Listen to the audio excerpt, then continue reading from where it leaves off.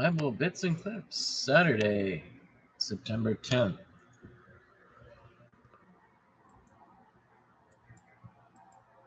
Come on.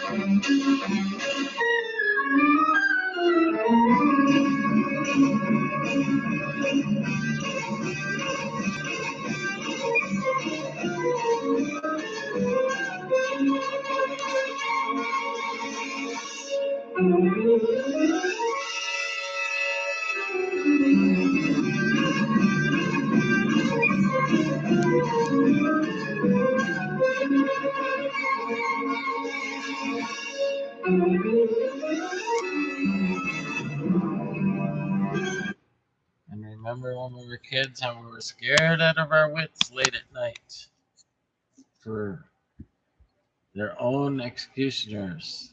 Well, without further ado, let's talk about today's Bible bits.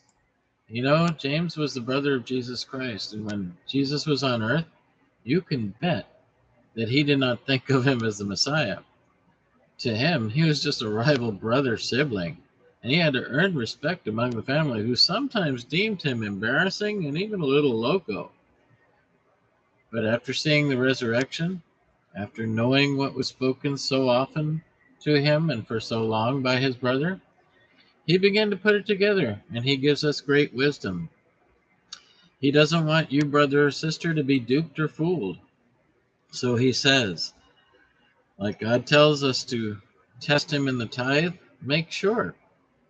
Does the Spirit bear witness? Do I live a lifestyle of one who is a devoted follower of the way? Or am I just an emotionally fair-weathered fan, good on some days and not so good on others? Take a listen, leave a comment, hit subscribe. 4 minutes with Alistair Begg. Thomas Manton, in an earlier generation, referred to it as that little something that looks like religion. And he went on to describe the individual who appears in church at the summons of the bell, to repeat words because others do the same, to hear what is delivered from the pulpit with little attention or affection, unless something occurs that is suited to exalt self or to soothe conscience, and then to run with eagerness back out the door and into the world again. It's amazingly up to date, isn't it? Here he is, hundreds of years before, saying the thing that I'm facing in my congregation is this, that I have a vast crowd of people who come. Many of them listen with very little attention and very little affection. The only way you can get them to listen, he says, if you will exalt their self-esteem or if you will seek to soothe their conscience. In other words, in 21st century terms, if you will tell them that they're great and if you will tell them that they're okay.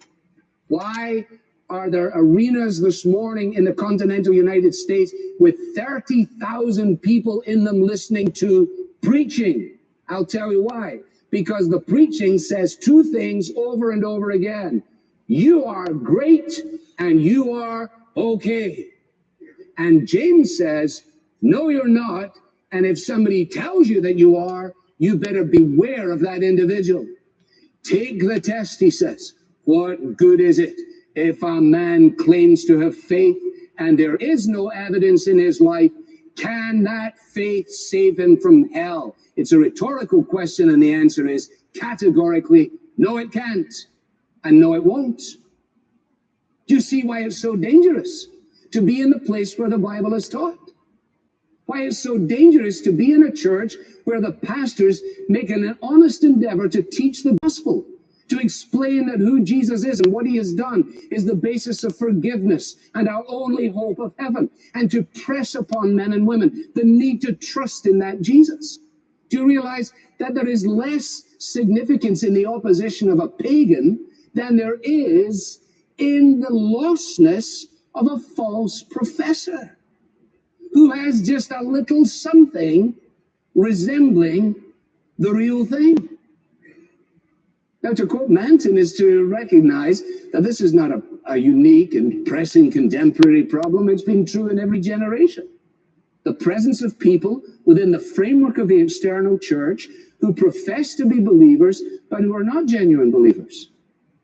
And here in the United States, we have vast numbers of individuals in inflated church memberships claiming that because they at some point in their life raised their hand or walked an aisle or trusted Christ, they are genuinely in Christ. They have no interest in the Bible, no zeal for their unsaved friends and neighbors, no call to a holy life. In fact, they are indiscriminately the same as their non-Christian friends. What does the Bible say about that? Well, for example, the writer to the Hebrews is very clear. He says that God disciplines his children. And he says if you are not disciplined, then you're illegitimate children and not true children. Who's he writing to? He's writing to the framework of the church. And he's saying to them, you better make sure where you stand in relationship to these things. And James, having listened so clearly to his brother Jesus on so many occasions, initially without being a believer, comes to the same issue himself. And he does. And we all must.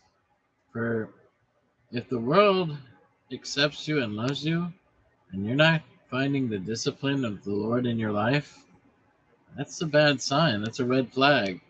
So make sure you check yourself to see if you're walking with God, if you're in the Spirit with God, if you're daily on your knees in devotion, if you're reading the Bible, if your whole day is encompassed with, Lord, what is it you'd have me to do?